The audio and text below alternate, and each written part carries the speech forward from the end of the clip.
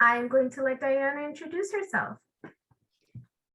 Hi, everyone. My name is Diana Medina. I have been a therapist. I'm going on 4 years now.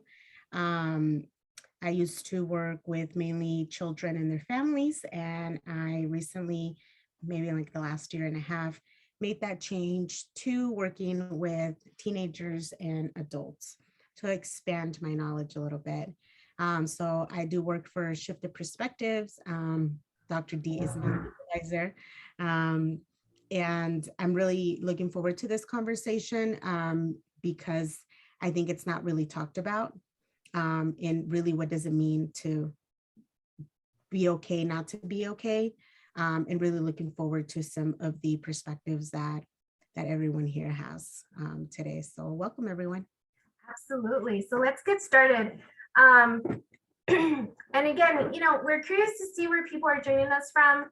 I am in Southern California, specifically in Corona, California. So today has been in the low 80s degrees, an absolutely beautiful day. That aside, obviously, if I just look at my news feed, there's a lot of things to not be okay about, right? And one of the things that Diana and I were actually talking about right before we logged on was it seems like the last 2 weeks have really tried me as not just as an individual, but also as a mental health professional. I feel that for some reason, I feel unsettled. I feel like I'm struggling to hold space for other people, and not just for other people, but for myself as well. And I'm not just talking about in my role as a counselor, but just overall in my professional life. And I know that Diana and I have talked about the fact that, it has been hard. For instance, yesterday morning, I was telling someone, I feel like yesterday, the first 4 hours of the day, it felt like it had been a whole year. That's how intense it was and how not okay I was.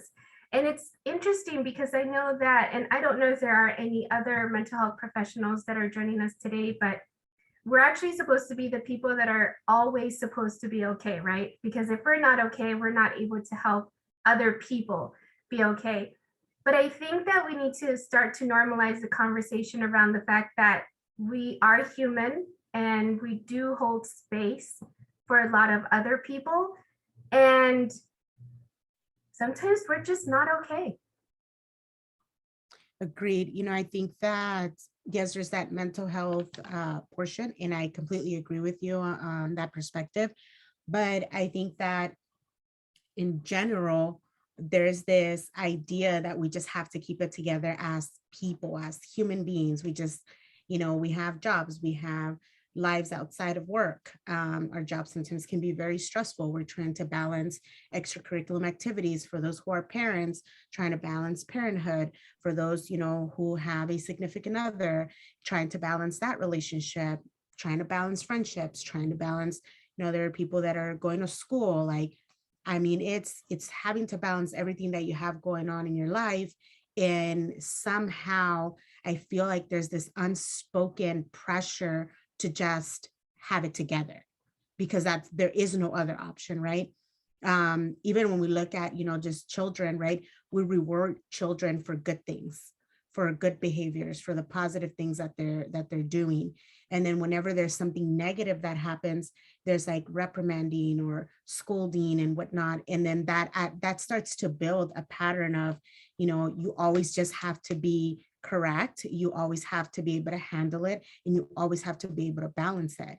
And then when you can't do that, some people take it very, very very hard on themselves when they're not able to hold up to that imaginary standard that someone has set, and so I think, yes, the mental health piece is there. We do hold space for people, and sometimes it can get very challenging to have to hold space for ourselves and then also for our clients. But I think that there is this unspoken pressure too, and just society in general. Absolutely. Realistically, how is it even possible to think that we are going to be okay all the time?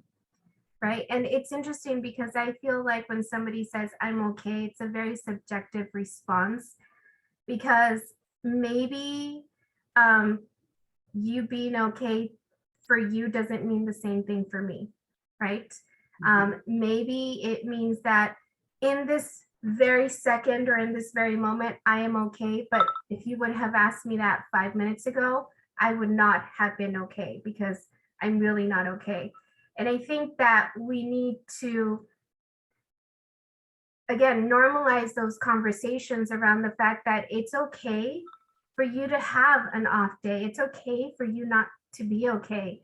And I think that we also need to normalize that when we ask someone, are you doing okay? We actually take the time to listen to whether they're doing okay in reality.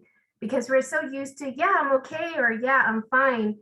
But if we were to dig deeper, if we were to just say, you know what, I really do have time to ask you this question. Are you truly okay? Are we also prepared to hear that answer? Because some people don't have the time, don't have the emotional resources, don't have that emotional intelligence to be able to ask those questions and receive an answer that is maybe a little bit deeper than what they thought it was going to be, right? Maybe it's a little bit more than what they thought it was going to be. And so then what do you do with that, right? Most people are not comfortable with those uncomfortable feelings. But it's like such an automatic question, right? You see somebody, hey, how are you? How are you? Like, how are you doing today? And the automatic answer is, I'm okay. How are you? I'm good. And your life can be falling apart, and you're okay. You're good. No worries. We're here to do whatever we need to do. It's such a common question. It's such an automatic thing to do that it catches you off guard when somebody actually says, no, I'm not okay. And what do you do with that? Absolutely. Absolutely. And it's brought up in the chat that, somebody's struggling with recent trauma. Thank you so much for sharing that. And I feel that a lot of us are, every day it is a struggle with trauma, with stress, with anxiety, with depression, and yet we need to act like we got this handled, right? Probably don't. And it would be nice to sometimes lean on someone, and be like, you know what, I'm really not okay. I'm truly struggling. But that requires a level of vulnerability. That requires a high level of being able to, number one, admit that you're truly not doing okay. And number two, being able to give someone that trust enough to be able to say, I'm not okay. Right. And one of the things that I find interesting, with the person who's sharing this with us, um, it was a recent traumatic experience, right?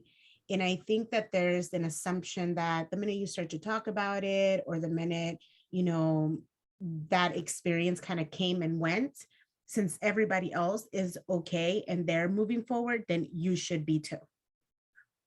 Like it should be like your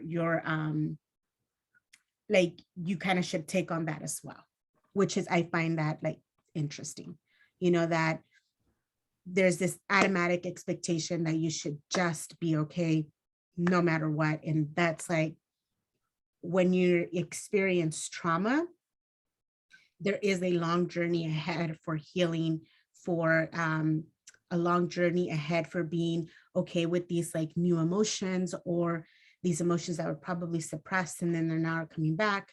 If it's recent trauma, there's triggers, there's so much that goes on there.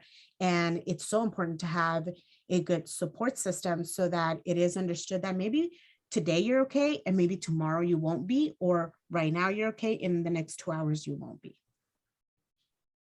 Right. Absolutely. And trauma is one of those journeys where, it's a loss. Definitely there's a grieving process. There's so much that goes around trauma. There's no, like, 1, 2, 3 kind of step situation. It's a lifelong process and journey that a person needs to go through. Obviously, having a mental health professional, help you process that is ideal. It doesn't mean though that you can't process it yourself. And just as with any other mental health diagnosis, normalizing those conversations, making it okay to talk about, providing safe spaces like what we're doing today to have these conversations, I feel is what going to remove some of that mental health stigma around these type of topics. Because yes, we are in 2022, but there is still a stigma around mental health, right? There's still a, and I see it even when I get new clients. It's like, my clients tell me that their family is asking them, why do they need to go see a counselor, what's wrong with them? And it's not about what's wrong with you, it's about the simple fact that you are brave enough to understand and realize that you need some support, and that you are making strides, deciding that you need a change in your life, and taking that control back and saying, you know what, I'm going to tackle this issue or concern or whatever it is that's bringing me to counseling. And I want to learn some tools on how I can better process it. I want to learn some tools so that I can manage my triggers, right? So that I can manage these situations so that relatively my baseline every day is I'm okay. With the understanding that there are obviously going to be some days where I'm going to struggle. There are going to be some days where just thinking about getting out of bed is going to be a struggle. Where just thinking about leaving my house is definitely going to be a struggle. And some days it's not going to be as much of a struggle. And again, I think that a lot of times when we're in that deep, dark moment, when we're in that black rabbit hole that we went into, it's very difficult to think about the fact that, these moments are just that, they're moments, right? They're going to come and they're going to go, just like great, amazing moments come and go. So do bad, terrible moments come and go. Sorry, I just was muted. No, I completely agree with you, and in really resonate with that. So, what do you think? And just imagine with me for a second, what do you think a world would be like where if you were to ask somebody, hey, are you doing okay? They were actually honest. Or even think of it this way, their mouth is saying, I'm okay, but there's this thought bubble on top of their head that's like really telling you everything that is not okay. What kind of world would that be like? I do think that it would be an interesting world, just because I think that there are times that we see people and they're telling us that they're okay, but their whole demeanor, or maybe there's things that they used to do that they no longer do. Maybe there's like certain a certain routine that they kind of kept doing, or had. And I think that once we start to see that and we start to kind of partner up, the what they're telling us versus what we're seeing or what we're sensing, or our gut is telling us something's not okay, and we dare to ask the question, sometimes we get more than what we bargained for, because people will open up, and sometimes, maybe we're not prepared for that. And I think that it would be very interesting to see a world like that, because then we would be having deeper conversations, a lot of deep conversations, a lot of understanding, if we were to listen to what the person is saying with an intent of understanding, and not listening just for the sake of listening and having a response. I definitely agree with you. One of the things, especially when I'm working with couples, and they talk about these arguments that they've been having for the past 10 to 15 years.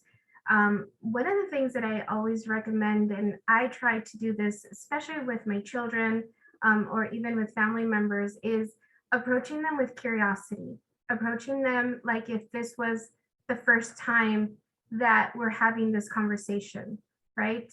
And that can very easily be this conversation of, are you okay? You know, if you ask, and there are some people that obviously are emotional vampires and, you know, they're just never okay.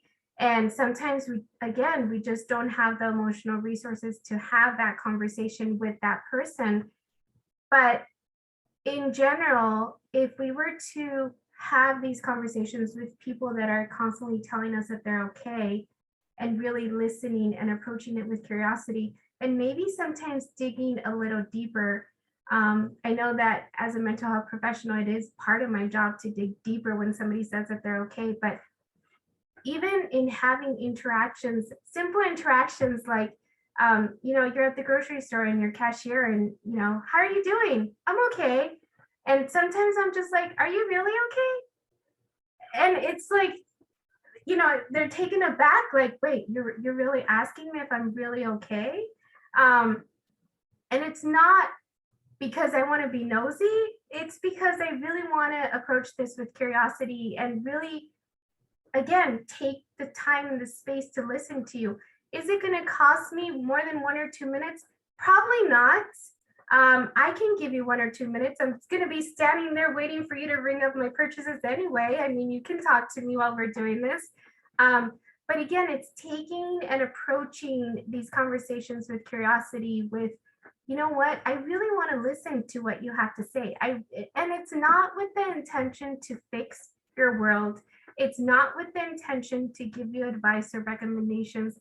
It's just with the intention to take the time to listen to you. That's all it is.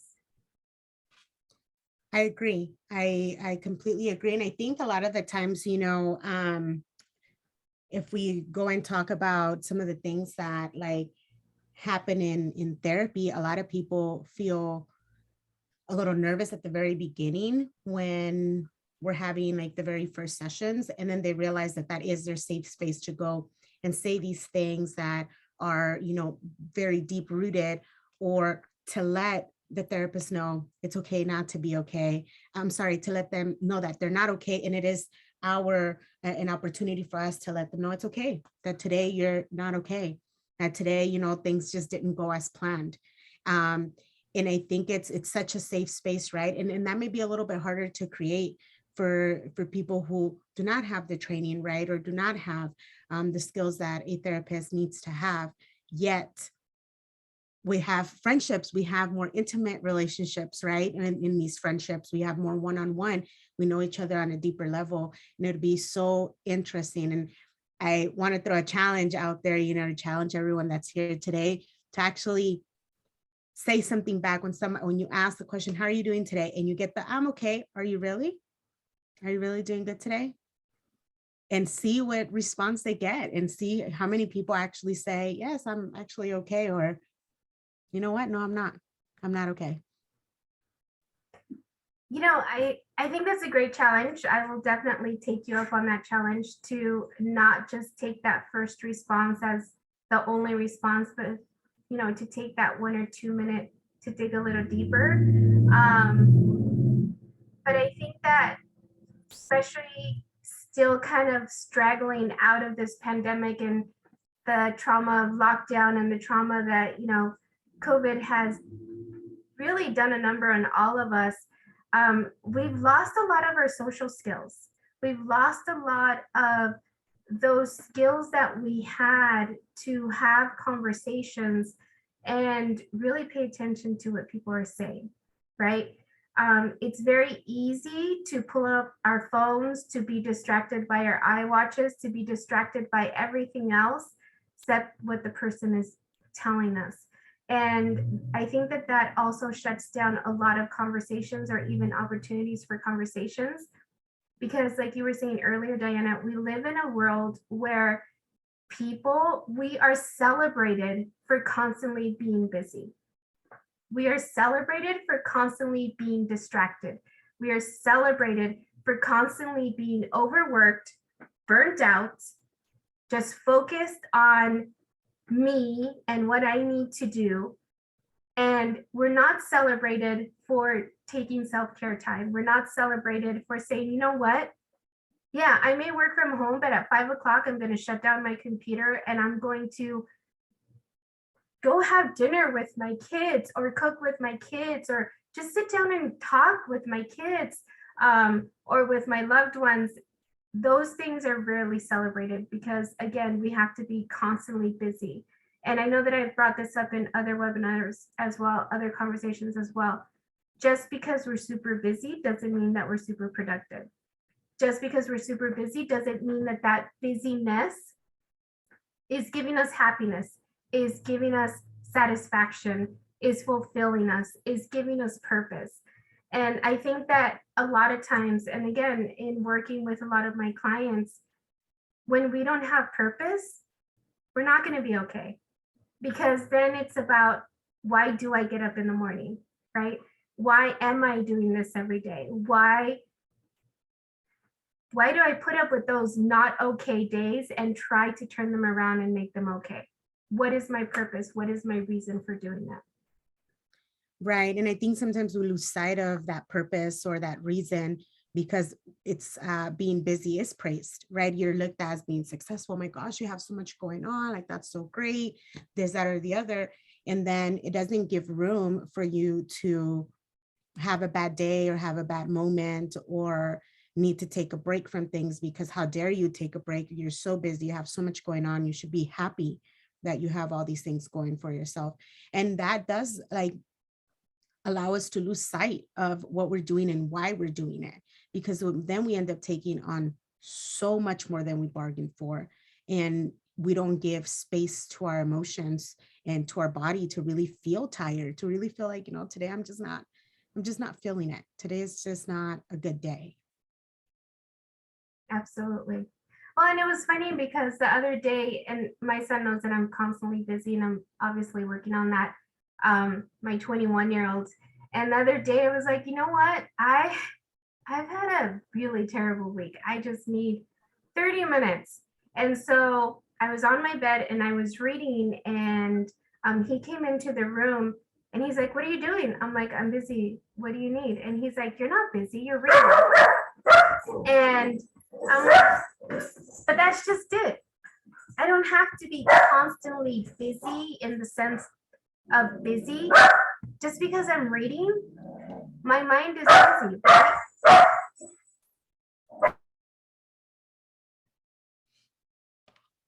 I think your dog is saying, I'm not okay right now. He is definitely not okay for many, many reasons.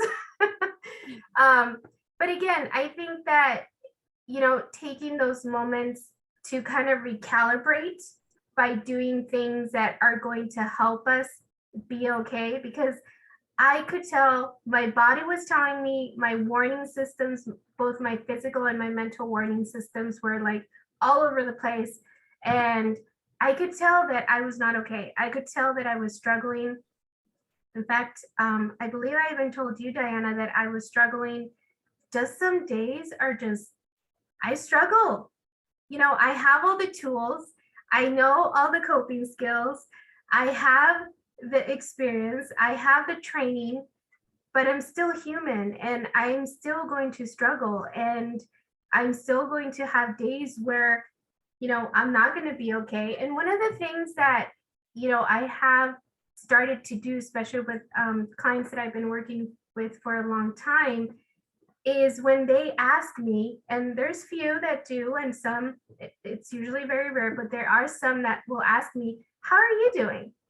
And I will be honest, because that also provides an opportunity to actually have a conversation around the fact that, yes, I'm seeing you as my client because we're here to talk about you, but I can also be human with you. I can also make that connection with you to let you know that, you know what, every day is not a great day. Every day is not a perfect day. Every day I'm not going to be okay, but that's okay, because I can still hold space for you. I can still be there for you, knowing that, at the end of my workday, I'm going to do something to help me go back to being in that okay space.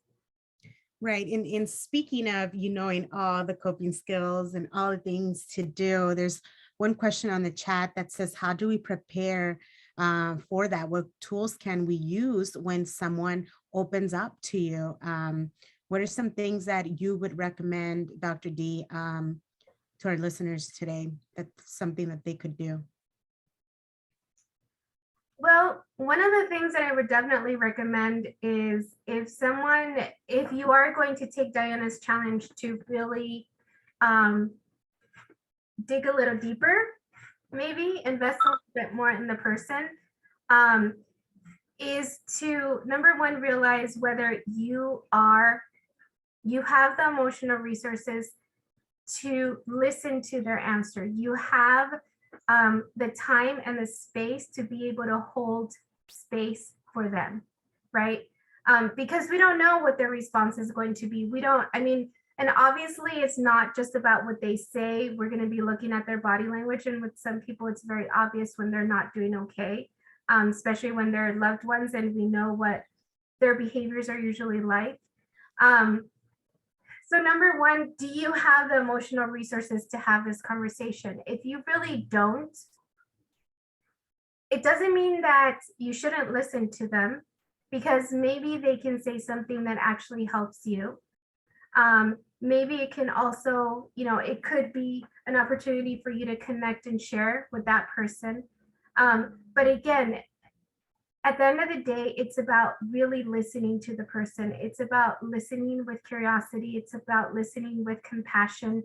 It's about just listening to the person with love, with understanding.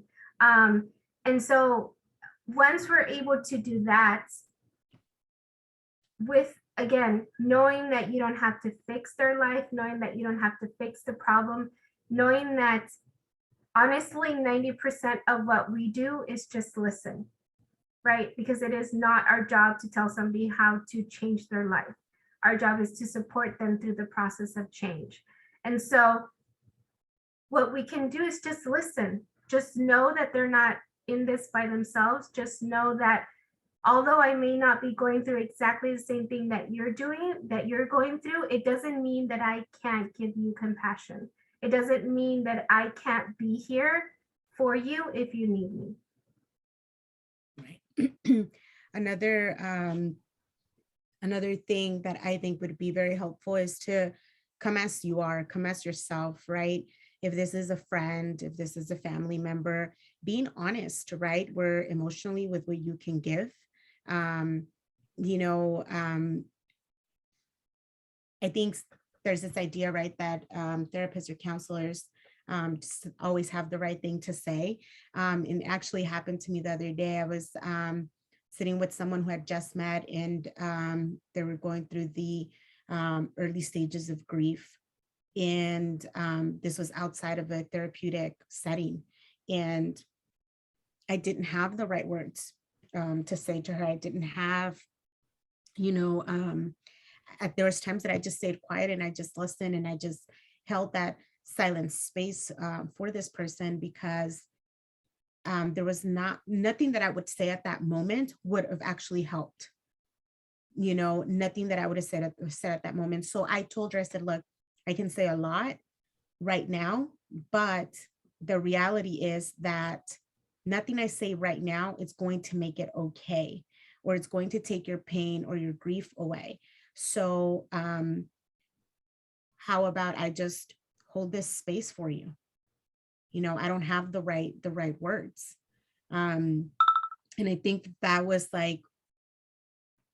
maybe what she needed, because we just stayed there and said, whatever you need to share, if you need to cry, if you need to scream, if you need me to scream with you, like I'm here. And I wish I had the right words, but I don't. I've never been through something like this. I wish I understood more, but I am here to understand and to sit with you.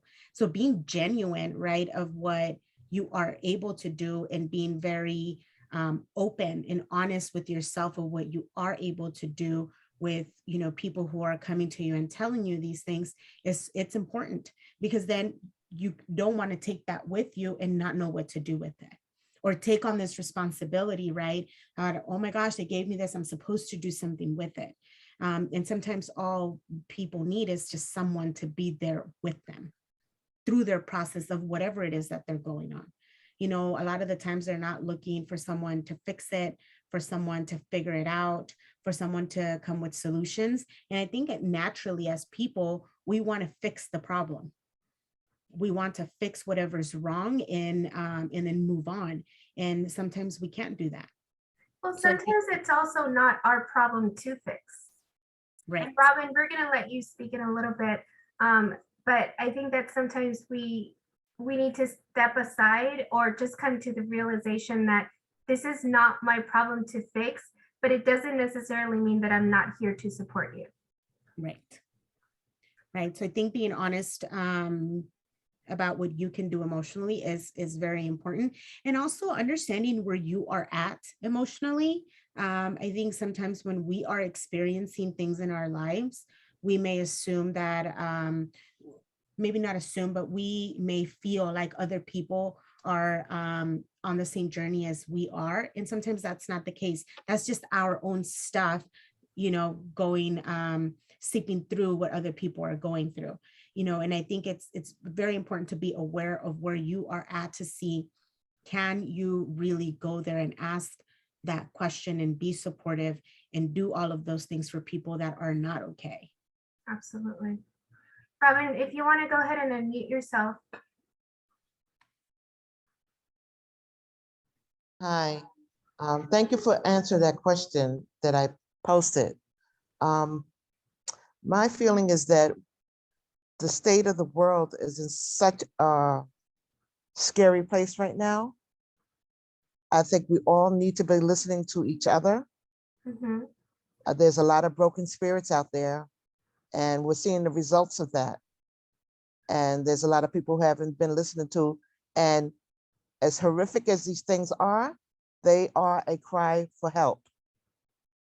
As horrific as these shootings, muggings, random pushings, these are people who are crying out for help, who haven't, that went under the radar.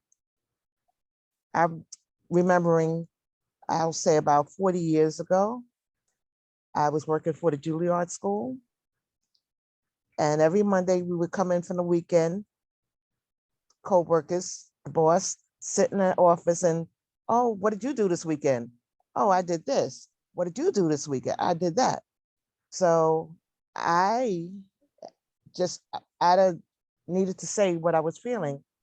And I told them, I said, well, this weekend, my boyfriend beat me up. All they could do was look at the floor. Mm-hmm. They had nothing for me. And we can't, in this time with what's going on, not have nothing for someone. We have to engage where we can engage. We need more tools on what to do. I say it's emergency mental health. We need to be there for anybody and everybody that we see is struggling, whether they can say it to us out plain or not. We shouldn't be at a job where it doesn't matter what you tell them. You come in, your heart is breaking and you're trying to tell your boss and he dismisses you. That happened to me as well. Mm-hmm. You know, not just at the Juilliard School, but at another job I had. Mm-hmm. My boss realized I was stressed. He told me, you're stressed and you can't be here. So what does he do? He says, we're terminating you. Go home and take care of your child with special needs. Okay, now I'm really stressed because now I don't have a job. And that was the best that he could do. We got to do better because we are in the state of chaos right now. So we need the tools right away. Every one of us that's walking this earth need the tools to help someone. Thank you for letting me speak. Thank you for sharing that, Robin. Just out of curiosity, what are some of the tools that you use to help you? I use writing therapy. I have over 100 writers who share with me their trauma that they never share with anybody else. And what's interesting is they are sharing it publicly. I do a therapy support magazine. And everything they sharing with me, they sharing for the first time, a lot of the times that they never ever told anybody. Mhm. And the fact that they're putting it out in public is amazing. Because you never told your family you was going through this. Right. But you're telling me, somebody you never met, because they're incarcerated. They're my incarcerated writers that I have. And when they share like that, I'm like, I have to sit back and wonder, wow, they're in this environment that's probably horrible, and they have a presence of mind to say what they're saying and putting it out there for the world to see. And it's helping them because now they no longer have to hold that burden in. They found a magazine that will listen to them. One of my writers said no magazine wanted to hear his sob story. So he was surprised when he found my magazine and saw that, hey, she wants to hear my story. She wants to hear my journey, my trauma, my problems, my childhood. And that's what we need. That's why I say we have to be open to everybody and anybody, no matter what walk of life they're at this stage. We have to meet them where they're at, and we have to engage them. We can't just keep walking by. We just can't keep walking by. Everybody's life is at stake right now. If you don't notice it now, maybe you'll notice tomorrow when the next thing happens. But it's happening right now. I already reached out to the mayor of New York. I live in New York, and we had that killing up in Buffalo, that massacre. I already reached out to him. I reached out to our council, city council. I reached out to Governor Hochul, and I may sound like a raving maniac to them, but I just know what I'm talking about because I feel it. I've been doing my magazine for 20 years. I've heard many trauma stories, and their cries for help. These people are victims as well, and nobody heard them. So this is how they're getting heard. Hurt people hurt people. This is how they're getting heard because they're hurting, and they have to get your attention somehow. And this is how they're doing it. Well, thank you so much for holding that space for people that are probably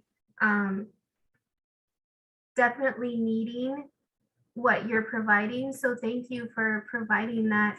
And if you are comfortable sharing, your website or your contact information, this could also be beneficial for other people. But thank you for the work that you're doing. Sure. I'll put that in. I'll put it in the chat. Thank you. Thank you. Thank you. And I think Robin has a point, when we're, silence is a cry for help, right? When people don't speak and they act out is a cry for help. And I couldn't agree with that more, right? We see, at least in my experience working with children, oh, my child's acting up. Typically that was a reaction of something that was going on in that child's life, and no one was paying attention to the child. No one was paying attention to what he or she were going through. And I feel that in my heart. Absolutely. I think, like I was saying earlier, especially with the people that we live or that we're in close contact, we can tell when they're not doing okay. And I think that the other thing that we also live with is a society where we, like we were talking about earlier, it's not okay for you to be okay and take the time for you to not be okay, right? Be able to take those mental health days, be able to say that, you know what, this morning, I just need a break. I just need to go do something else because I don't have what you need from me in order to do my job, or in order for me to be here, or for you, or in order for me to continue my daily life. I need to take some time away to, get myself okay. And I think that those are also the conversations that we need to normalize, of saying, it's okay to take those mental health days. There are still some employers that will question you about a mental health day, unless you have some type of sickness that a doctor can diagnose. And I'm not talking about a psychologist or a psychiatrist. I'm talking about a medical doctor. it's not a real diagnosis, right? It's not a real reason for you not to come to work. Unless there's a physical ailment, you are capable of coming to work. And so, I think that we need to take those mental health days. And if your employer offers them, that is fabulous. Take them. That's what they're there for. And again, you know your body best. You know what you need in order to get yourself recalibrated and back on track. And I think that it's okay to give ourselves, number one, permission, and number two, space to not be okay and be okay with that. To say that, you know what, today I just need to go to the beach for a couple of hours and just sit in the sand and listen to the waves and not do anything else, right? Today I just need to, whatever it is that your self care is. And that's, again, going back to taking control of, again, admitting I'm not okay, but it's okay for me to take these 4 hours or these 2 hours or these 15 minutes that I need in order to continue my day. And so, again, normalizing those conversations, making it okay, and even having that conversation with your boss and saying, you know what, I do need some mental health time. Because again, I think that a lot of us, what happens is we don't take that mental health time until we're burnt out, right? We don't take those breaks until we have absolutely beyond exhausted every single one of our resources. And I'm not just talking about mental resources, I'm talking about physical resources. So basically, when you have nothing left to give, that's when we're like, maybe I should take some time off, or maybe I need to go on short-term disability because my mental health is so destroyed. I think I hear what you're saying, and I think that there are some employers that do honor that, but I think there's still a lot of groundwork to do for other employers to jump on that bandwagon. There's not a lot of employers, and I've seen it with friends, that they're not very sympathetic to anything that goes on in the person's life, especially right now in these times, where COVID, did a whole lot to businesses and organizations. They are wanting you to work all the time. And, when you're trying to take a day off, or there's sick time, I think that the information is not given to the employee appropriately. And so then if the employee doesn't find out for themselves, doesn't ask questions, then they don't get the right information. And a lot of these employers don't even honor mental health days. They don't really give information, or if you need a mental health day, you can take a day off. They don't acknowledge that. Or a lot of employees, I know there are some out there, but not all employers are very resourceful in that way, or anything like that. They hardly ever talk about FMLA or leave of absence, or and then when they do talk about those things, people find out that you don't even get paid, and then you're having to take this time off, and you're doing it at basically without any kind of pay.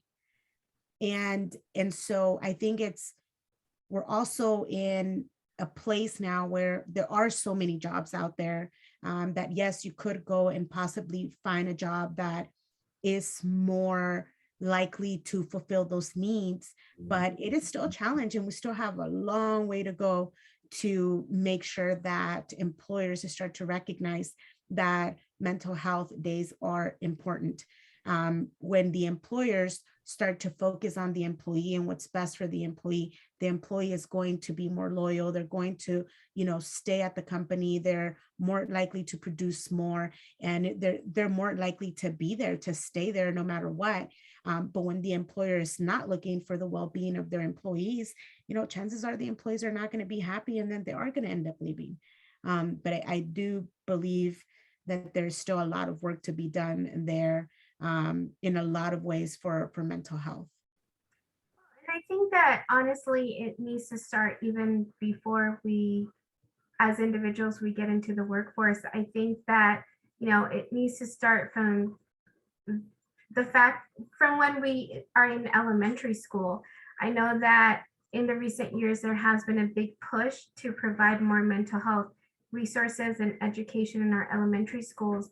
But yet the idea of calling in sick to school for mental health, some principals, some school staff still struggle with that. I remember a few months ago, I emailed my daughter's teacher and I was like, my daughter's going to take a mental health day.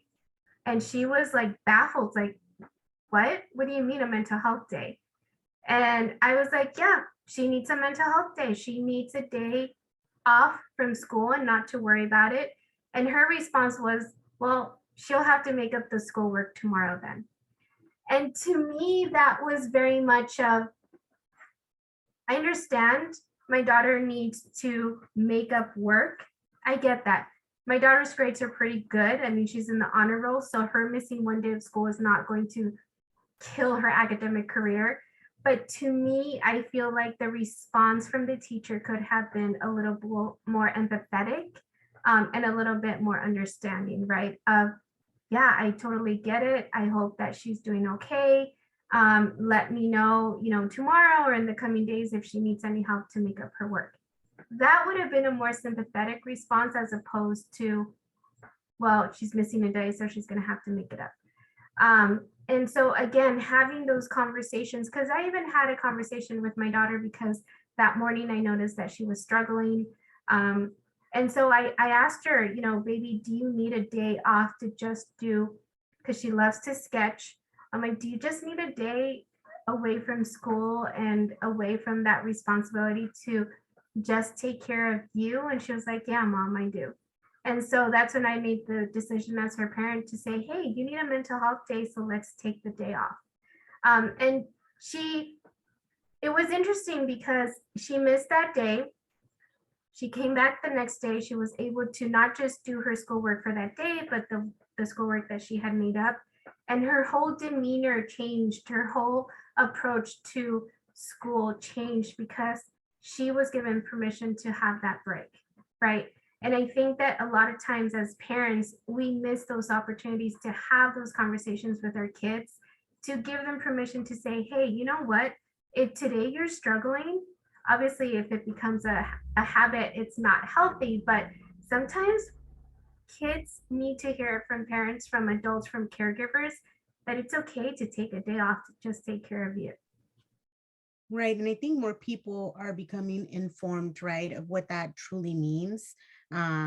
Clearly, there's still, a long ways to go, even in the education system, training, right, for a lot of individuals that need to happen in organizations in general, right? Sometimes employees respond to company policy. When they're hearing something, they're not hearing the person being in distress or the person needing to take a day off. They're hearing company policy. It's like at a when I look at people that work and they're like, you know what, I need to leave for the day. I have an emergency, right? It's automatic. Oh, well, we have a point system here. So if you leave, it's a point, half a point, it's whatever. And or it's a write-up or it's a coaching. And then people don't want to take the time off because they're like, oh my gosh, I can't even have an emergency without there being a consequence, as if emergencies could be scheduled. Right. And it's a punitive system. And so I think there's a lot of work to be done in several areas, in several organizations, training that needs to get done to have a better response, right, with other individuals who are struggling, so that we provide the support. Because one of the things that I was hearing Robin say is like, we need to be there, we need to engage, but we want to make sure that when we're engaging, we're also engaging in an appropriate way, right? So we're not hurting this person more than what they are already hurting.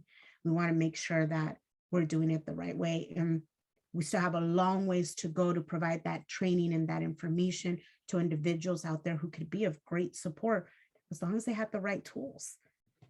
Absolutely. And, with tools, I think that it's also an ongoing opportunity for growth, because I know that we talk about coping skills. I know that we talk about self-care, and Diana, you and I have also had conversations that can be seen on our YouTube channel about self-care. We'll also be talking about self-care in the coming months as well. So we definitely invite you to join in the conversations. But one thing about self-care, one thing about our coping skills is that, again, just because it works today doesn't mean that it's going to work tomorrow, right?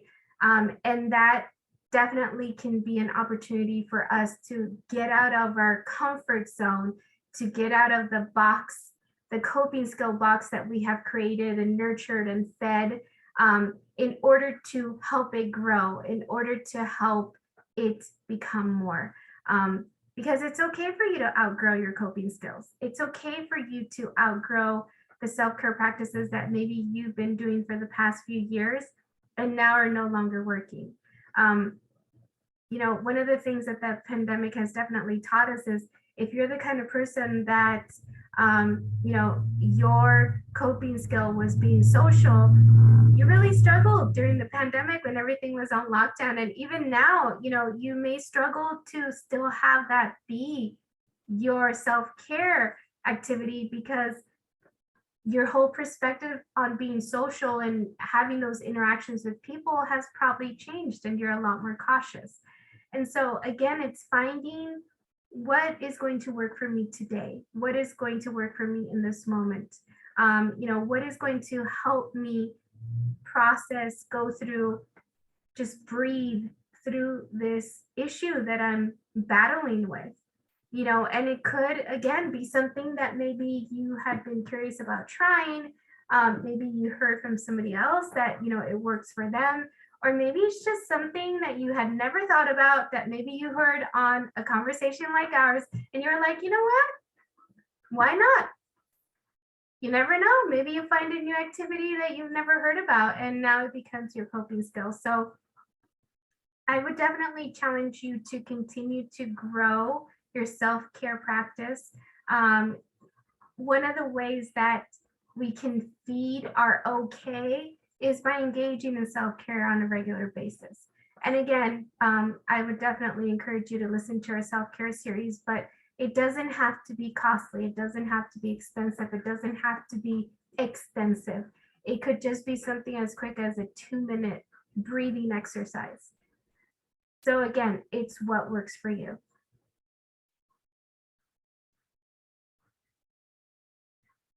Sorry, I was muted. I believe we have some resources on the website. If you go to shiftedperspectiveconsulting.com, there are some resources there. I believe we have some free resources for self-care, and maybe any other things that people may be going through.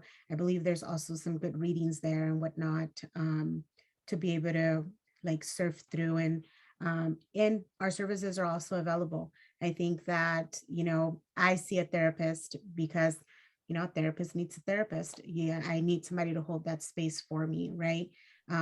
Especially when it's a lot of heaviness in the world right now. And there has been heaviness in the world for the past, 2 years now, a little over 2 years. And we need to make sure that our cup is somewhat full, maybe not 100% full, but somewhat full, so that we can also give to other people. Absolutely. And I think that at the end of the day, or the end of whatever, it's again giving ourselves permission to say that some days I'm just not going to be okay, and being okay with that. It's about giving ourselves permission, like I was mentioning earlier, to listen with curiosity into those conversations, to maybe even start those conversations, to maybe even take the time to dig a little deeper, to make those connections with people, whether they are people that we're close with, whether it's just, like I said, somebody at the grocery store or whatever. It's not something terrible for us to take that time to make a connection with someone, because the thing is, maybe that connection that you make today is going to change their world on that day. And we don't know that, right? Unless you're that kind of person that posted on social media, and then everybody knows. But for the most part, Most of us don't know when we've made a difference in somebody else's day. And maybe it's not even about making a difference for somebody else. Maybe it's just about making a difference for yourself, right? You don't know if that connection that you make with that person is going to change your perspective, or is going to change a moment in your life, or is going to change your day. Because unless you take the opportunity and the chance to make that connection with someone, you're not going to know. I completely agree. And with that, we thank everyone that joined today. Keep an eye out for other webinars that we are going to be having. If there's a topic that you'd like to bring up and you'd like us to touch on, please feel free to let us know. We'd be more than happy to add that to our list of topics that we have coming up in the next couple of months. Absolutely. Thank you so much, everyone, for joining us in our conversation. And we hope to see you in the upcoming conversations that we have. Have a great night, everyone. Bye.